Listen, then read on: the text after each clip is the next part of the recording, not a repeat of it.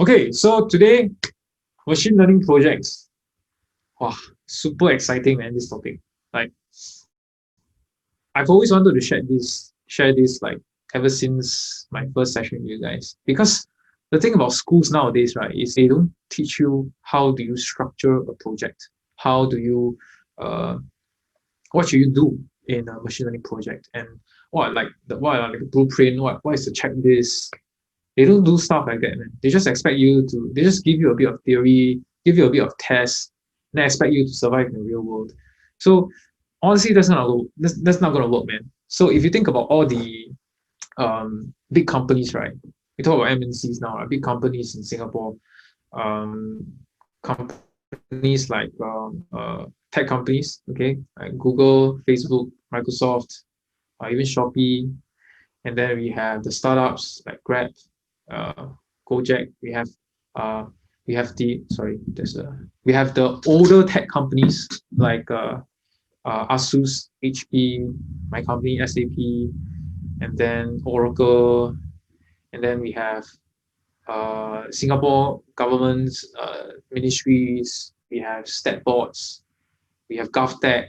So all of these places, right, they are all hiring data science positions. Okay, they're all hiring data scientists, data analysts, or business analysts, or a lot.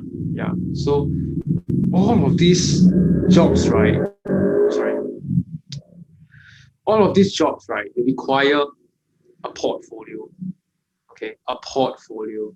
So it's like you know how architects and the interior designers or art students they have portfolios, right? So it's exactly the same for software engineers or machine learning engineers, data scientists. We all need portfolios, so that our future employer will know the code that we can see the code that we write, and then um, can judge us based on our code and our analysis, right? So this is something that school don't teach, and here I am. So I'm just gonna fill in the hole, and um, my job is simple, right? My job is to teach you guys, so you guys can teach the general public or even apply it to yourself. Yeah. So um, let's just jump into what is the ML project, right? I don't know if the font is too small, but I hope it's not too small. Okay. So what is ML project? I don't want to start with some stupid definition, or I don't want to start with some Wikipedia definition or whatever, man. I'm just gonna jump in and show you guys some examples. Okay, so you guys know what we are talking about. Okay, ML projects are, you can think of them as different kinds of ML projects. Okay, in terms of quality, okay, there is number one, the creative hackathon quality. Number two, there's a best performing model quality. Number three, we have the schoolwork kind of vibe. And then number four, we have the pet projects slash educational ones. And then number five, last one, we have the professional ones. Okay. So what are some examples of the creative hackathon quality? So these are all some examples that I sourced online. To be honest, very last minute work. I could have done better, but these are all already interesting for you guys. So we can see number one, we have SpanWise, we have Skin Vision, Identify, Disaster Watch. All of these are ML projects. So you just click into one, right? You would, of course, you can enter these links as well, right? So this brings us to a DevPost competitions page. So DevPost is a hackathon uh, website, right? It hosts a lot of hackathons, okay, from big names like Google, Microsoft, Facebook, right? And so SpanWise, right, is an example of a machine learning project, right? And this is part of a submission to the TF World TF 2.0 challenge. So it's basically a hackathon to encourage people to use TensorFlow 2.0. So we're going to talk about what happens, okay, what are the steps formally, okay, for a machine learning project. I took this image from a Medium article that I feel is pretty well written. It's a 6-step field guide for building machine learning projects. And honestly, okay, let me just zoom in. I think it's a bit hard to see. Okay. So it's a 6-step field guide for building machine learning projects. So you start from data collection, and then you go into data modeling, and then we have problem definition, data, evaluation, features, modeling, and experiments.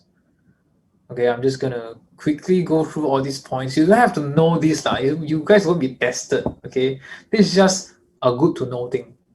Okay, in reality, right, there's not really a lot of order in terms of machine learning projects or any other CS projects you might want to embark on. There's not really any order. But first, and first and foremost, the most important thing is you got to know what problem you are trying to solve, man. Okay, and basically the problem formulation, the problem definition, right, is one of the hardest first steps you can ever take. Okay, that's why I really advise against you working alone in a project.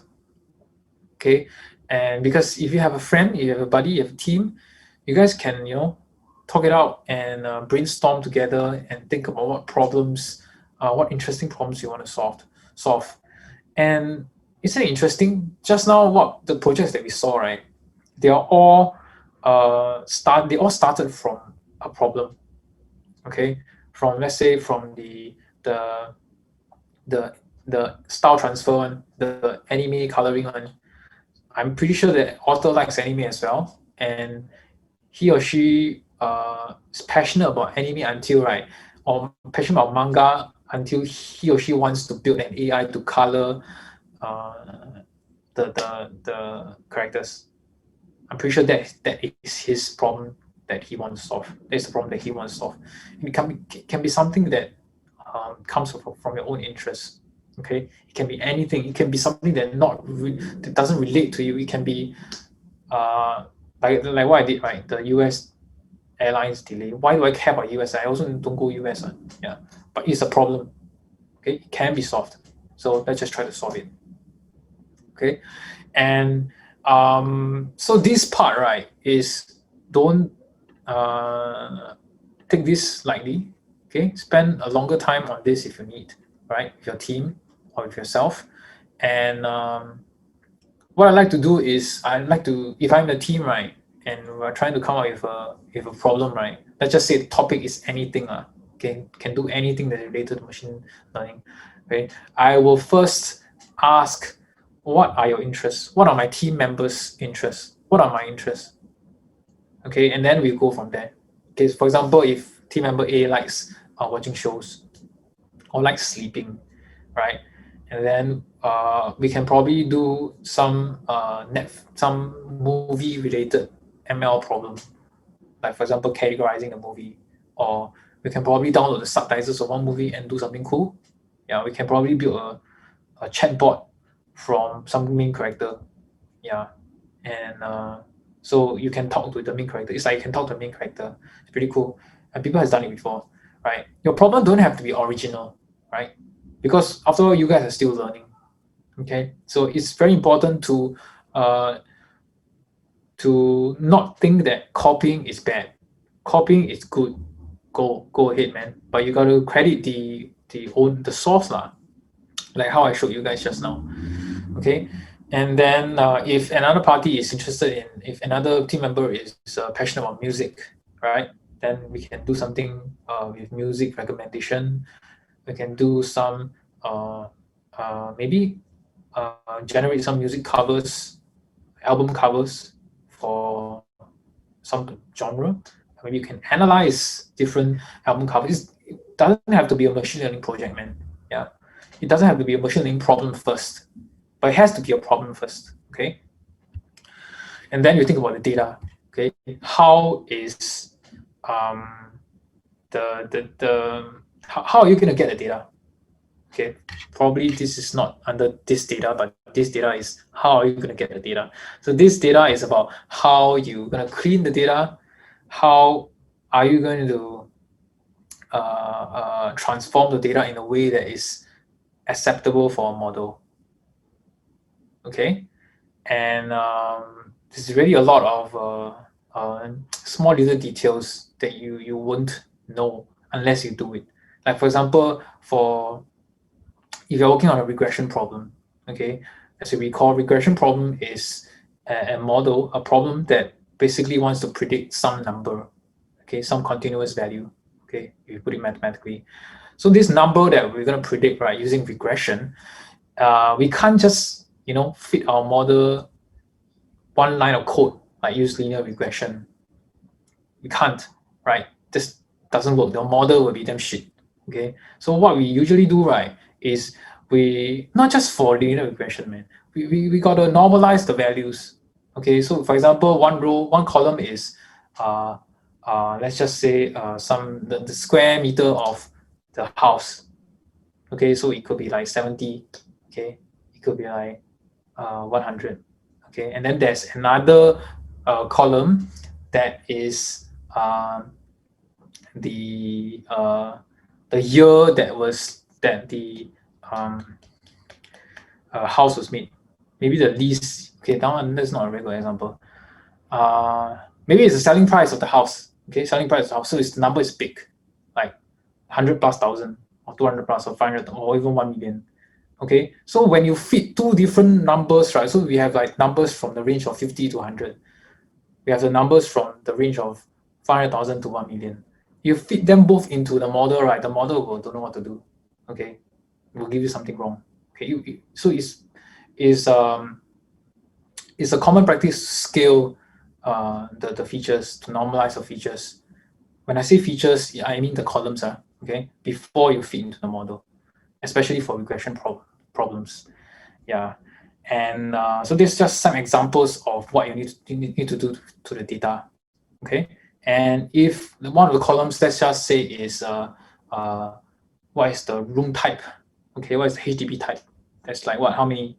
2 room, 3 room, 4 room, 5 room. Okay, just for simplicity's sake, let's just say there are 4 categories. So every row is a house transaction, and then there's one column that says what kind of house it is, what type of house it is, what type of HDB it is. So 2 room, 3 room, 4 room, 5 room. Okay, we can't just fit this categorical variable into the algorithm. We have to one hot encode or label encode the we have to do some transformations to this categorical to turn it into a number. Right? For example, 2 I change it to 2, 3 I change it to 3. Yeah, stuff like that. Before we can put it in the model. So these are all the intricacies that you will only learn when you do it, right? And when you look at examples. Okay, and then there are tons of many examples. I just can't finish. Yeah, but you will learn about this definitely if you work on some project, if you copy a project also, right? So evaluation, right? So evaluation is what defines success, what defines the success of your model. Okay, what metrics are you going to use? For example, if you are working on a regression problem, you're going to be looking at metrics such as root squared mean error. You're going to look metrics like mean absolute error, R squared, stuff like that. But if you're working on a classification problem, right, the metrics are entirely different. Okay, you are looking at AUC, you're looking at F1 scores, precision recall, accuracy, a lot, yeah, log loss. Yeah, these are all metrics for classification problems. So you got to decide what metrics you want to use, right?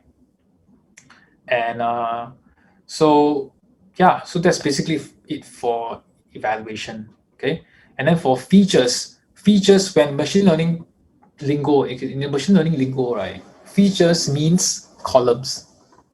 Okay, for those who study EOE, right, or statistics, right, these features are called explanatory variables. Yeah, I think so. Explanatory variables or dependent variables. Yeah, but these are all features. Okay, so features can be what? Can be the house price, can be the house type, or features can be the age. Yeah, can be anything. That can be the text, right? Can be the text itself. That's a feature, right? So it's basically the input to the algorithm. Okay, so we're gonna do some. So people always say you need to do some feature engineering. Okay, wow, it sounds very complex. But feature engineering is basically do things to features. Okay, it's layman for feature engineering is layman for do things to features such that you can generate more insights. Okay, more insights can be found. Okay, yeah, that's basically it. So for modeling, right? Modeling is, first of all, I want to differentiate what the hell is a model and what the hell is an algorithm. Okay, I want to differentiate it first. Okay, you guys have to pay attention to this. Okay, because I struggled with this, man.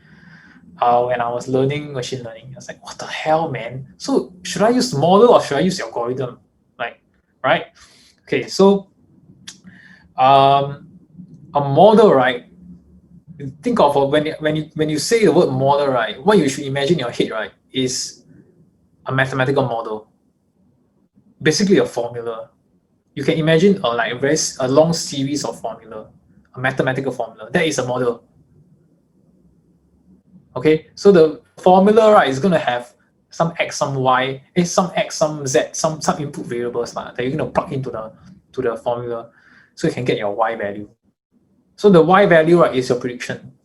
Okay, so the model here we are talking about, right, is the mathematical formula. Okay, it's the mathematical model. That is our model. Okay. For algorithm, on the other hand, right, algorithm is the way to get to the model.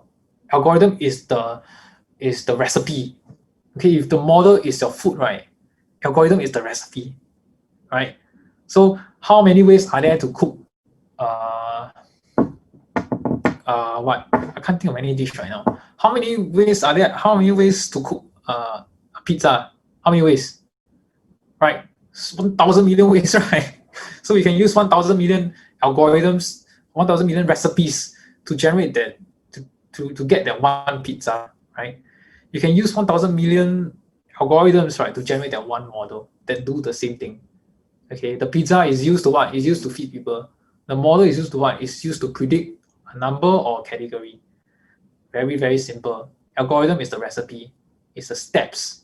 Algorithm is a series of steps, series of procedures. Okay, so that's how you differentiate between a model, mathematical formula, and a algorithm. An algorithm is basically a recipe list. Okay,